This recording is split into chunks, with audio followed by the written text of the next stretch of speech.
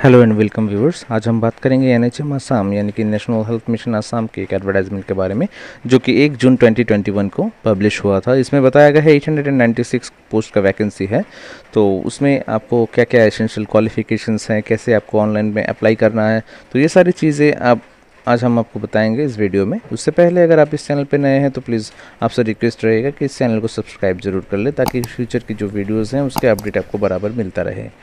तो चलिए दोस्तों, हम इस एडवर्टाइजमेंट को देखते हैं। इस एडवर्टाइजमेंट में बताया गया है जो कि एसेंशियल क्वालिफ़िकेशंस हैं, वो क्वालिफ़िकेशंस हैं बीएससी नर्सिंग अगर आपने पास आउट कर लिया है, या फिर जेएनएम का कोर्स अगर आपने कंप्लीट कर लिया है तो आप इस पोस्ट के लिए एलिजिबल है। और दूसरा एसेंशियल क्वालिफ़िकेशंस जो है वो आपका जो नाम है वो रजिस्टर्ड होना होगा आसाम का जो नर्सिंग काउंसिल है, Assam nurses midwives and health visitors council, उसमें अगर आपका नाम रजिस्टर्ड है तो ही आप एलिजिबल हो इस पोस्ट को अप्लाई करने के लिए। दोस्तों, टोटल पोस्ट है यहाँ पे 896, और जो कि ये कॉन्ट्रेक्चुअल बेसिस का जॉब है। तो इसका रेमुनरेशन जो है पर मंथ आपको 18,000 यानी कि 18,000 रुपये आपको पर मंथ मिलेगा। तो दोस्तों, इसका लास्ट डेट है 10 जून 2021 यानी कि 10 तारीख है इसका लास्ट डेट। तो उसके अंदर आपको अप्लाई कर लेना है ऑनलाइन पे। यहाँ पे डिस्क्रिप्शन पे मैंने लिंक रखा हुआ है, अगर आप वहाँ से जाएँ क्लिक करेंगे तो फिर आप डायरेक्ट अप्लाई के लिंक खुल जाएगा, तो वहाँ से आपको ऑनलाइन में अप्लाई करना है। ऑनलाइन अप्लाई करने से पहले आपको कुछ चीज़ें हैं जो कि बहुत ज़रूरी है ऑनलाइन अप्लाई के लिए अपलोड करना पड़ेगा। आपको कुछ डॉक्यूमेंट्स हैं, वो डॉक्यूमेंट्स क्या क्या है वो हम देख लेते हैं एक बार। डॉक्यूमेंट्स जो कि एसेंशियल डॉक्यूमेंट्स हैं वो आपके पासपोर्ट साइज़ फ़ोटोग्राफ, और जो जिसका वाइट कलर बैकग्राउंड अगर है तो बहुत अच्छा रहता है, वाइट कलर बैकग्राउंड का पासपोर्ट साइज़ फ़ोटोग्राफ। दूसरा, अगर आपका सिग्नेचर जो है वो स्कैन होना चाहिए, सिग्नेचर। उसके बाद जो एज प्रूफ सर्टिफिकेट यानी कि एचएसएलसी का एडमिट कार्ड हो या फिर बर्थ सर्टिफिकेट हो, ये मैंडेटरी लिस्ट में आ रहा है, तो ये भी आपको स्कैन करके रखना पड़ेगा। दूसरा, क्वालिफाइंग एग्ज़ाम का जो मार्कशीट है वो आपको रखना पड़ेगा। जैसे कि अगर आप बीएससी का पास आउट हैं या फिर जेएनएम का पास आउट है तो उसमें आपको ओवरऑल मार्कशीट मिल जाएगा, तो ओवरऑल मार्कशीट जो है वो आपको स्कैन करना है। दूसरा है क्वालिफाइंग एग्ज़ाम सर्टिफिकेट, जो सर्टिफिकेट्स हैं वो आपको स्कैन करके रखना पड़ेगा। और तीसरी, नेक्स्ट जो है वो जो काउंसिल है असम नर्सिंग काउंसिल का, उसका जो सर्टिफिकेट है वो सर्टिफिकेट रजिस्टर्ड जो सर्टिफिकेट है वो आपको स्कैन करना पड़ेगा। और दूसरा, और दोस्तों ये सारी सर्टिफिकेट्स जो हैं आप स्कैन करेंगे। स्कैन करने के बाद 50 KB इसका सब सर्टिफिकेट्स वगैरह का साइज़ 50 KB से ऊपर नहीं होना है। और दूसरी बात, जो आप स्कैन करेंगे तो साइज़ अगर रिड्यूस अगर आप करते हैं तो उसका एलिजिबिलिटी मतलब इलिजिबल ना हो, जो कि मतलब कोई भी आराम से समझ सकें जो सर्टिफिकेट हैं। ऐसा ना हो कि आपने सर्टिफिकेट अपलोड कर दिया और उसका कोई समझ में ही नहीं आ रहा है क्या सर्टिफिकेट है, क्योंकि जब हम रिड्यूस करते हैं इमेज को तो इमेज में कुछ छेड़छाड़ हो जाती है, तो वो चीज़ आपको ध्यान में रखना होगा। और पहले अगर आप ये सारी चीज़ कर लेते हैं, उसके बाद अगर ऑनलाइन लिंक पे अगर क्लिक करते हैं तो बेटर रहता है। तो पहले आप ये सारी जो चीज़ें हैं डॉक्यूमेंट्स है उसको आप स्कैन कर लीजिए। अगर आप मोबाइल से करते हैं तो भी चलेगा, लेकिन कंप्यूटर का सहारा लेंगे तो बेटर रहेगा, क्योंकि मोबाइल में अक्सर क्या क्या होता है ये सारी चीज़ें, मतलब फ़ोन आ जाता है, कहीं पे कुछ हो जाता है, लिंक फेलर हो जाता है, तो ये प्रॉब्लम्स हो सकती है। तो इसलिए इससे अच्छा रहेगा कंप्यूटर में अगर आप करते हैं तो वो बेटर रहता है। लैपटॉप हो या पीसी पे हो या फिर कोई साइबर कैफ़े में भी आप कर सकते हैं। तो सबसे पहले आपको करना ये है कि आपको डॉक्यूमेंट्स जितने सारे हैं उसको पहले आप स्कैन कर लीजिएगा। आपका फ़ोटोग्राफ्स हो, चाहे आपका सिग्नेचर हो, चाहे आपका जो मार्कशीट्स हों या फिर सर्टिफिकेट्स हों, ये सारी चीज़ें आपको स्कैन कर लेना है और 50 KB साइज़ पे ही रखना है सारी चीज़ों को। तो उसके बाद दोस्तों, आप स्कैन करने के बाद ये जो ऑनलाइन लिंक खुल जाएगा। ऑनलाइन लिंक खुलने के बाद आपको यहाँ पे जो फॉर्म है उसको फिल करना पड़ेगा। फॉर्म फिल करने के लिए क्या क्या ऑप्शंस हैं, हम चलिए एक बार देख लेते हैं फॉर्म कैसे भरना है आपको। ये फॉर्म्स दोस्तों जैसे कि आप खुलने के बाद आपको मिल जाएगा यहाँ पे अप्लाइड फॉर, यहाँ पे दिखने को मिल जाएगा आपको अप्लाइड फॉर। यहाँ पे सिलेक्ट करके आपको लिखना है स्टाफ नर्स पे क्लिक करना है। उसके बाद नेम ऑफ एप्लीकेंट, यहाँ पे आपका नाम कैपिटल लेटर में स्पेस के साथ सरनेम के साथ प्रॉपर्ली लिखना है, जैसे कि आपका एचएसएल से एडमिट में रहा है नाम आपका, वो चीज़ आपको ध्यान में रखना है, नाम का स्पेलिंग एरर ना हो। उसके बाद देखिए डेट ऑफ बर्थ, यानी कि मेट्रिकुलेशन के हिसाब से आपका जो डेट ऑफ बर्थ रहेगा उस पर आपको क्लिक करना होगा। उसके बाद रहेगा जेंडर, यहाँ पे मेल या फीमेल जो भी है आप डाल सकते हैं। यहाँ पे कास्ट आएगा, उसके बाद कास्ट डालना है, आपको सिलेक्ट करना है। फिर मोबाइल नंबर डालना है। दोस्तों ये मोबाइल नंबर बहुत ही इसेंशियल है, आपको जो हमेशा एक मोबाइल नंबर जो मेन मोबाइल नंबर है आपका मोबाइल है वो नंबर डाल दीजिएगा तो बेटर रहेगा। और ईमेल आईडी, यहाँ पे जो आप ईमेल आईडी यूज़ करते हैं, हमेशा मेल वगैरह चेक करते रहते हैं, तो वो ईमेल डालिएगा।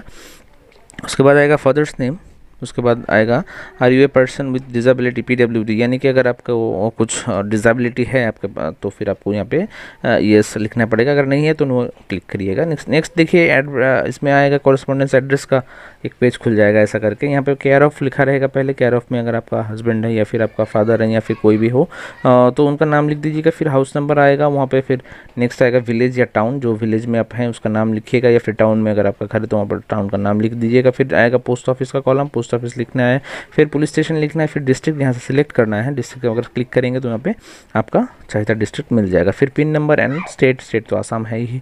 उसके बाद अगर दोस्तों आपका कॉरेस्पॉन्डेंट एड्रेस यानी कि प्रेजेंट एड्रेस और परमानेंट एड्रेस सेम है तो फिर इस बॉक्स पे आपको क्लिक करना है। सेम एज कॉरेस्पॉन्डेंस एड्रेस के पास में एक बॉक्स है छोटा सा, वहाँ पे आपको क्लिक करना है, तो फिर ये आपको फिल नहीं करना पड़ेगा। अगर आपका एड्रेस डिफरेंट है, प्रेजेंट एड्रेस और परमानेंट एड्रेस डिफरेंट है तो ही आपको फिल करना है।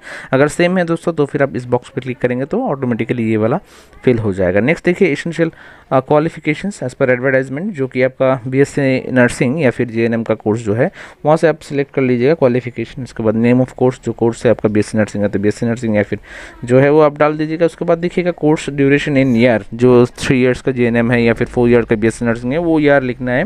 कोर्स स्टार्ट डेट, जिस दिन आपने एडमिशन ले रखा था उसका डेट, और कोर्स जिस दिन ख़त्म हुआ, जिस दिन आपको सर्टिफिकेट मिला कोर्स कंप्लीशन का, उसका डेट आपको यहाँ पे डालना है। फिर इंस्टीट्यूट का नेम डालना है, फिर यूनिवर्सिटी का नेम डालना है, अगर आप कौन सी यूनिवर्सिटी से पास आउट हैं वो यूनिवर्सिटी का नाम यहाँ पे डालना है। फिर आएगा देखिए क्वालिफिकेशन डिटेल्स, जो कि 10th का है, 12th का है और डिग्री वगैरह वगैरह का है। तो फिर आप 10th का जो है name of degree HSLC Assam के लिए, तो HSLC लिखिएगा। सब्जेक्ट लिखिएगा जो है इंग्लिश MIL में जो सब्जेक्ट है आपका वो लिखिएगा। फिर मैथमेटिक्स, साइंस, ये सब सब्जेक्ट्स आएंगे। स्ट्रीम तो मेट्रिकुलेशन में नहीं रहता है तो यहाँ पे ब्लैंक छोड़ दीजिए या फिर कुछ डैश दे दीजिए, NA लिख दीजिए, बेटर रहेगा। फिर आएगा इंस्टीट्यूशन का नेम, 10th में आपने जो इंस्टीट्यूट से पास आउट किया उसका नाम लिखिएगा। फिर यूनिवर्सिटी नेम, यहाँ पे एक्चुअली यूनिवर्सिटी नहीं, जो बोर्ड है वो बोर्ड का नाम लिखिएगा। 10th में SEBA शेबा यानी कि secondary education board of Assam, उसको लिखना है आपको। फिर देखिए या फिर जो बोर्ड से आपने पास कर रखा है, CBSE हो या सेवा हो, जो भी हो आप वहाँ पे लिखना है। फिर 12th का आएगा, 12th का भी ऐसे नेम ऑफ डिग्री लिखा हुआ है तो HSSLC लिख दीजिएगा। फिर सब्जेक्ट्स लिखिएगा, फिर स्ट्रीम आर्ट्स साइंस कॉमर्स जो भी आप लिख दीजिए ना है। फिर डिग्री का है, ऐसे ही करके आपको प्रोफेशनल क्वालिफिकेशन भी देना है और कोई एक्स्ट्रा क्वालिफिकेशन अगर है आपका तो वो भी आप डाल सकते हैं यहाँ पे। उसके बाद आएगा रजिस्ट्रेशन नंबर, ये बहुत इंपॉर्टेंट है। रजिस्टर्ड अंडर, यहाँ पे क्लिक करने के बाद आपको मिल जाएगा आसाम नर्सेस मिडवाइफ्स काउंसिल जो है वो लिखा रहेगा, वो आपको क्लिक करना है। फिर उसके रजिस्ट्रेशन नंबर डाल, दोस्तों रजिस्ट्रेशन नंबर डालने के बाद आपको सेम नेक्स्ट प्रोसेस में जाना होगा। अभी रजिस्ट्रेशन नंबर डाल दिया, अभी आएगा एक्सपीरियंस का। एक्सपीरियंस का डिटेल्स आपको भरना है, name of organisation, designation, nature of duty, ये सब आपको फिल करना है। जैसे कि आपने कोई प्राइवेट हॉस्पिटल में अगर जॉब करा हो तो उसका नेम आपको यहाँ पे डालना है। फिर डेजिग्नेशन, कौन सा पोस्ट पे आप थी, स्टाफ नर्स थे तो स्टाफ नर्स जो भी थी आप वहाँ पे आपको डालना होगा डेजिग्नेशन। उसके बाद आपका नेचर ऑफ ड्यूटी, आपका नेचर ऑफ ड्यूटी कौन सा था, ICU में थी, कहाँ पे काम करती थी, उसका नेचर आप वहाँ पे लिख सकते हैं। उसके बाद आप फ्रॉम डेट टू डेट लिखा हुआ है, कौन सा डेट से आप ज्वाइन कर रही थी उस ऑर्गेनाइजेशन को, फिर कौन सा डेट तक आपने एक्सपीरियंस ली रखी है वो डेट आपको फिलअप करना है। फिर ईयर ऑफ सर्विस, ईयर और मंथ, या फिर आपका जितना ईयर, अगर आपने 2 हॉस्पिटल में जॉब किया मान लीजिए तो फिर एक हॉस्पिटल में आपका 1 ईयर का जॉब है तो आपने 1 ईयर लिखना है, 01 ईयर। या फिर मंथ अगर आपको लिखना है तो मंथ आप लिख सकते हैं, 12 मंथ्स। तो ऐसे ही करके यार दोस्तों आपको ये सब फिल करना है। फिल करने के बाद आपका टोटल एक्सपीरियंस जो बनता है, सब टोटल एक्सपीरियंस का जो महीना होगा मंथ के हिसाब से, जैसे कि आपको टोटल एक्सपीरियंस है 2 इयर्स का तो फिर आपको 24 मंथ्स का एक्सपीरियंस हुआ तो वहाँ पे आपको डालना है 24। उसके बाद आएगा computer proficiency, are you proficient in MS office, जैसे कि अब अगर आप जानती हो MS वर्ड का, MS एक्सेल का या फिर MS पावर पॉइंट का डिटेल अगर आपको पता है या फिर आपको आता है तो फिर यहाँ पे आपको सिलेक्ट करके यस डालना पड़ेगा। उसके बाद आएगा रिमार्क्स, इफ़ एनी रिमार्क्स, यहाँ पे रिमार्क्स का कॉलम है। यहाँ पे रिमार्क्स तो जितना लिखा जाए वही अच्छा है, अगर आपको मन में अगर कुछ है तो फिर लिख सकती हैं रिमार्क्स के तौर पे। उसके बाद यहाँ पे देखिए डिक्लेरेशन पे यहाँ पे आपको क्लिक करना है, आई हेयर बाई डिक्लेयर दैट। इसके आगे देखिए छोटा सा चेक बॉक्स है, इसका आपको टिक करना है। टिक करने के बाद ऑटोमेटिकली आप इस डिक्लेरेशन का मानती हैं बोल के ये क्लिक हो जाएगा। फिर इसका आपको करना है नेक्स्ट डालने के बाद आपको इंटरफेस खुल जाएगा, आपका सारा डिटेल्स एक बार चेक कर लीजिएगा। उसके बाद फाइनल सबमिशन कर लेना है आपको दोस्तों। तो फिर यही रहा प्रोसेस NHM में ऑनलाइन अप्लाई करने का, टोटल प्रोसेस मैंने आपको बताया। तो आप इस तरह से कर सकती हैं। जो डिस्क्रिप्शन अगर चेक करेंगे तो फिर ये ऑनलाइन अप्लाई का लिंक आपको मिल जाएगा। सबसे इम्पॉर्टेंट चीज़ जो ध्यान में रखिएगा कि डॉक्यूमेंट आपको पहले से ही स्कैन करके कंप्यूटर या लैपटॉप या फिर जो भी पीसी में आपको अपलोड करके रख देना है, और साइज़ होना है 50 KB का।